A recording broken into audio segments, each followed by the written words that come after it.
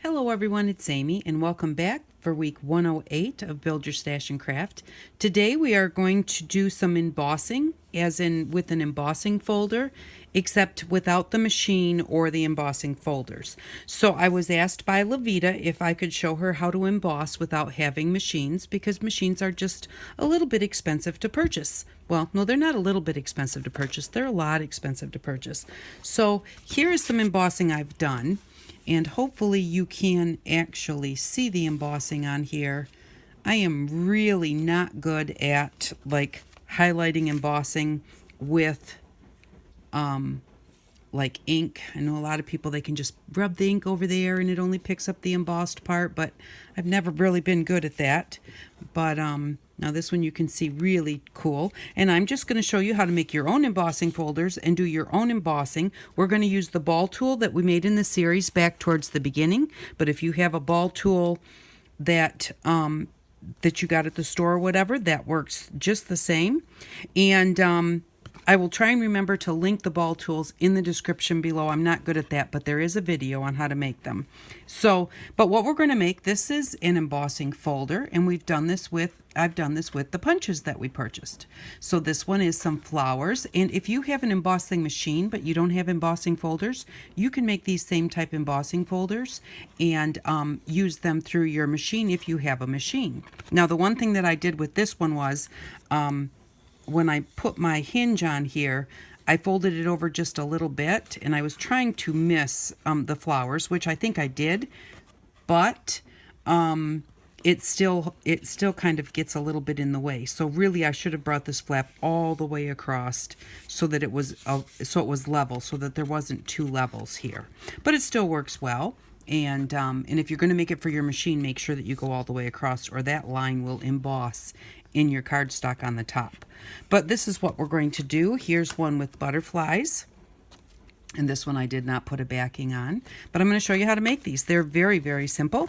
And all you need is some cardboard, from a packaging. And actually, I like to use the cardboard from some kind of food, because you're going to have to line up your punched out piece with the part it was punched out of.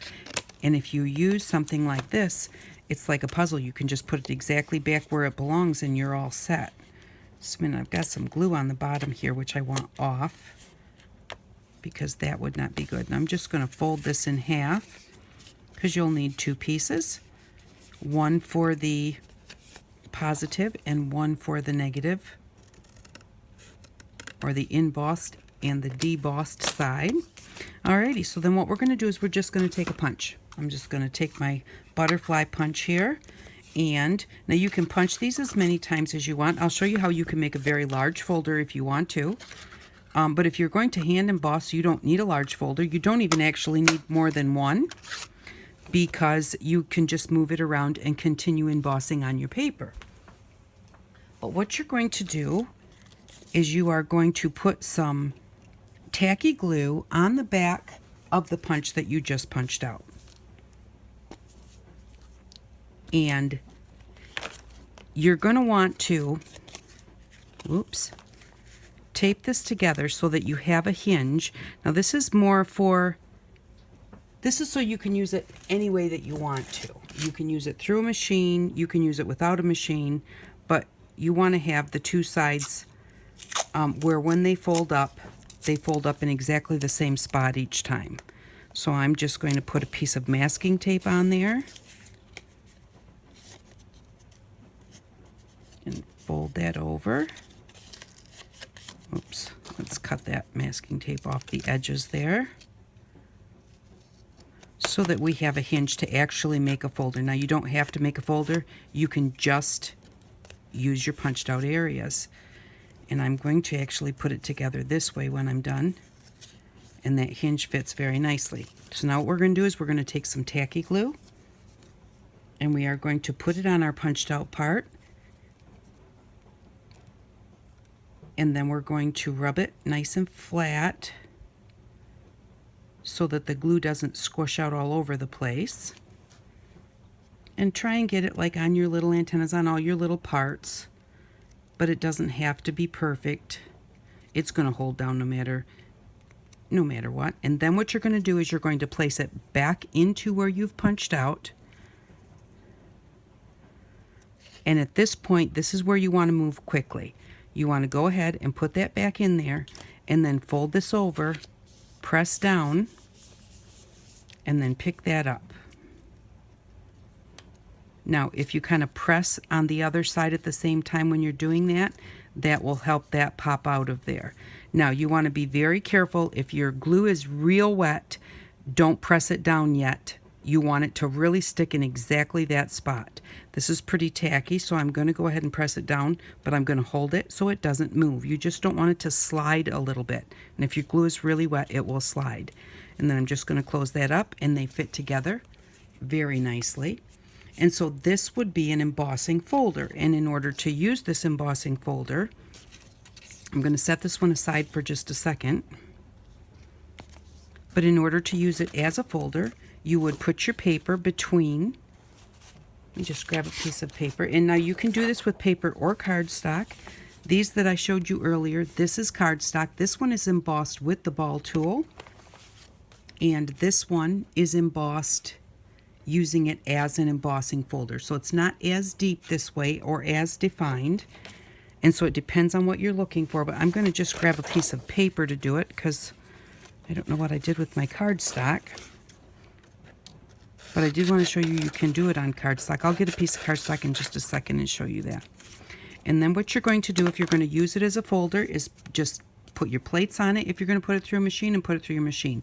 If you don't have a machine, you are going to put the open part down on a nice flat surface. Now I have a line here where two pieces of paper come together.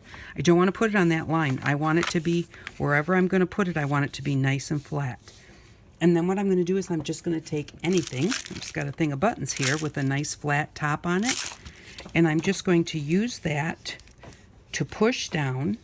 And what it's going to do is it's going to push that punched out part into the hole it was punched out of, which is going to emboss the paper. And so I'm just going to do that really well. Now, you do have to put some pressure behind this. So this is, how do I say this? This way uses the most like muscles and strength. If you don't have a lot of muscles and strength, the ball tool takes time, but does not take as much strength. So I am just going to make sure that I get it really, really well. Try and get right where those little antennas are. And then we'll take it off and see. Now, if you, especially if you have a larger piece where you don't want things to move, you can tape your paper to your embossing folder so that when you open it up to check it, the paper won't move. So here is what we have. And see that embossing there? So we'll just take that out. Now that is the deboss side, or the side that pushes in. And we'll flip that over. This is the emboss side, which is the side that comes out. And that is exactly how you make your own embossing folder. Now if you want it to be deeper, now this is just paper. Let me get some cardstock. Now if you were going to do the folder with cardstock, you would have to push it a little bit harder and longer. What you're having to do is you have to let that paper, the paper has to relax to fill in those holes. And so with the cardstock, the paper is much thicker. It takes longer for that paper to relax and push into those holes. So I'll show you exactly the same way with the cardstock. And when you push on it, it does kind of show you, well, like my label is kind of coming off onto my cardboard here, so I can kind of see where those butterflies are. And that makes it a little bit easier for me to know where to push. And I do apologize if this is shaking the table, and you need a nice solid surface to do this. So you can't have, that's why I'm a little bit further away today, because I'm way down on the table. Normally I have a box to put me a little bit closer so you can see better. But that box, there's no way that would hold the type of pressure that I'm putting on this. And I am putting quite a bit of pressure on here. Now, if you've made your folder solid, like I did this one, you can do it on both sides. You can go back and forth. It's not going to do me a whole lot of good. I can go on this side and push on it, but what's going to happen is if I push onto where the paper is, I'm going to push the paper back down. So you don't want to push on this side. You want to push on this side. Or put a piece of cardboard on the top of the other side before you push on that side. So I'm going to show you how this one is done. This one is not going to be as embossed. There's the deboss side. And there's the emboss side. It's pretty good. And a little bit more rubbing would give us more definition. Now I'm going to show you how to use it with a ball tool. And this is the ball tool that we made with a screwdriver set from the Dollar Tree. And all you're going to do is take your paper and put it on top of the hole. And then you're just going to take your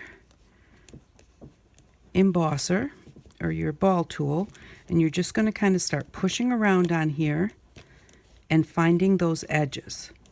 So I just kind of find my edges first, and then I actually really like work on where all those little areas are. Okay, so now try not let this move. I'm going to show you what I've got here. So see, it's already started. And so now I'm just going to take my embossing tool and just go around those edges really nicely, and don't forget to do the middle. Now when you use this tool, this back side, you will see kind of like lines from where the tool rubbed. And it doesn't matter really if it's this one or a ball tool from the store, you're going to kind of see lines where it rubbed. So it's the other side that you are going to, oops. And that's the other thing about these ball tools. This is the second one that I have broke, but I've also used them quite a bit. And all I have to do is just go back in and glue the bead back on here. And anything that you have that is a round surface like this will work as a ball tool. If you have a pen with a really nice rounded bumped up end, you know, that would work really well. See if I can get in there a little bit where those antennae are. And so here is the embossing with the ball tool. Now with the ball tool, again, you're just trying to make the paper relax. So I have a tendency to be really heavy-handed. I push really hard. But you don't have to push really hard. It's more of a just going around and around, relaxing that paper to fit into the cutout, and you will get a really nice embossing. So don't think that you have to push super hard. And again, if you have problems with your hands and that type of thing and you can't push hard, use the ball tool and just, you know, take your time at it. I'm trying to hurry, but just, you know, put it in there, find those edges, and just rub. You know, this is something that you can sit down in the evening and go ahead and emboss some things, and literally just, you don't even really have to pay attention to where you're going. If you go off where that cutout is, it doesn't hurt a thing. It just doesn't emboss anything out here. And so you just rub, and you don't have to do it hard. You just kind of want to find those edges and rub around those edges and rub in the middle. And this time I'm not doing it super hard. I'm just going around and around. And take a little bit more time with it. You know, don't try and hurry. And see, I got just as good of an emboss there. Maybe not quite as deep because I could have taken a little bit more time on it. But then that was not pressing hard, so you don't have to press hard. And so that is how you can make your own embossing folders. And here's the one that we just made. And so you're just going to put a piece of paper in there.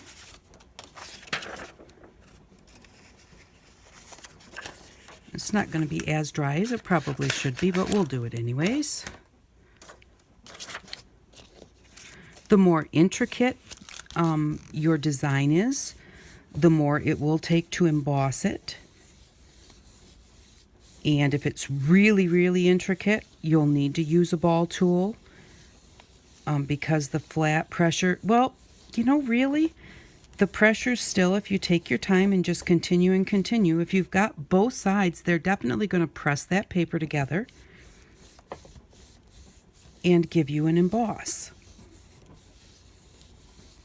And when you have the double embossing like this, if you just want to do it with pressure, that works just so much better because you've got one pushing and one letting it relax into it. So there we go. That's the one that we just made.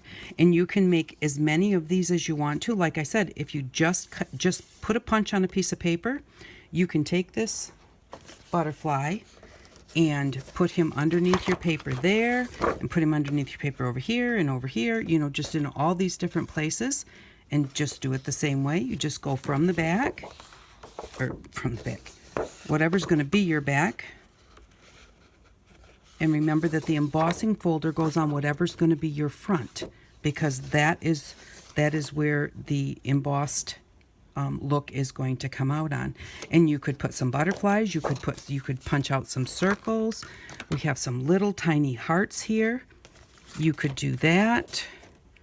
Do I have another piece of cardboard? And here is one I thought about making an embossing folder. And my punch will only go so far. So if I wanted to make a great big all over embossing folder, my punch will only go this far, and I'm not going to be able to get anything in the middle. So you can go ahead and you can I've numbered my squares so that I can glue them back together onto another piece of cardboard, nice and tight to each other, because you're going to want them to fit perfectly. Even though these squares are all 2 by 2, I want this square to be next to this square because that's where I cut it. And I want it to fit well, because if you have a crack in there, then when you emboss, that crack will show up. But if you have an embossing machine and you wanted to make a larger folder, you can just cut out all these squares, punch in each square, and then glue each square onto a piece of cardstock that's this big, or cardboard, and just glue them all right back down. Then go ahead and put their individual punches back in them, and put a piece that is this big on top to pick them up. And when you do that, you're going to want to put your hinge on first, and then do number 1, put it over, pick it up, and go, and then do number 2. Don't try and glue them all and then shut your cover, because by the time you get done, the ones up here are going to be dry, the ones down here are going to be too wet, and so they're not going to stick well. So when I made this embossing one, I did 3 at a time. I did 3, then I closed it to pick them up, then I did 3 more, and I closed it and picked them up, and then I did the last 2. So, don't try and put glue on all of them, fit them into their spots, and then pick them up. You can even do them 1 at a time is fine. So I hope that helps, and I hope that you enjoyed this tutorial and that you try and make these. Embossing is really easy and fun, and you can even do things like put buttons down, and I would use a little bit of tacky double-sided tape on the back, make sure that it doesn't stick out from the button but is just underneath, and then just stick it down somewhere, and then put your paper over top of that item, use your ball tool, and just go around and around and around. Now the reason you want to tape it down is so that it doesn't move, because you don't want to get it almost all the way embossed and then have it move on you, and now your little buttonholes and stuff are in a different spot. But there we go. There's what that looks like, and here's what the other side looks like. So anything that has a texture, you can emboss it. Just use a ball tool to do that.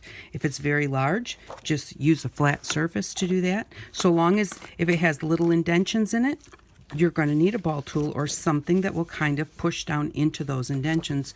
Or this is so large and flat, if you went over the top, it would pick up the edges, but it would not pick up the inside. So you would need something to fit in there to press and get that cute little embossed button on there. So thank you again for watching. I really do appreciate it, and I hope that you make some embossing files for yourself. They really do work well.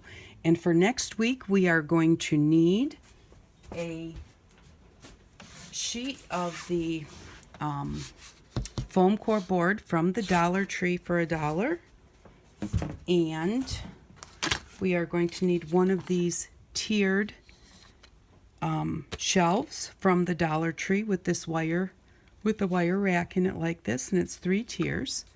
So that's what we will need for next week, and we will also need some spare cardboard. Not necessarily this kind of cardboard. I like the heavier cardboard, but this would actually work. But just regular corrugated cardboard, and that's what we will need for next week. So thank you very much for stopping by. I really do appreciate it. I hope if you try this that you have fun with it, and I hope that you all have an outstanding day. Bye-bye.